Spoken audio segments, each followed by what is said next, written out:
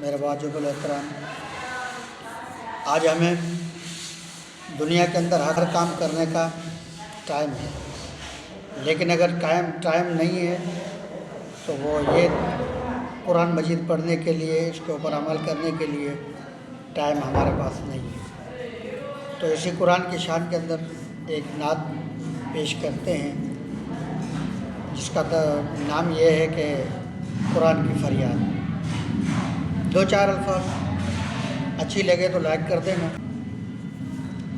ताकों में सजाया जाता हूँ, आँखों से लगाया जाता हूँ।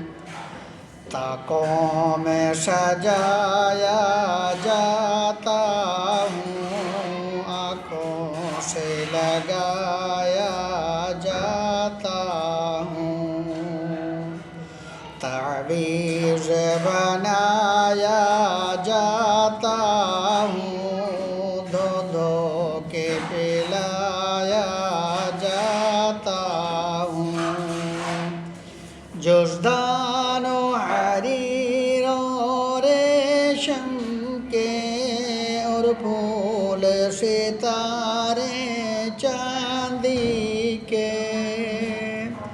जुज़दानो हरीर और रेशम के और फूल सितारे चांदी के।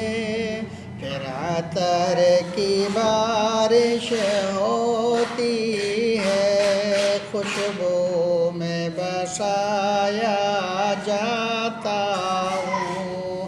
ताकों में सजाया जाता हूँ, आँखों से लगाया जाता हूँ।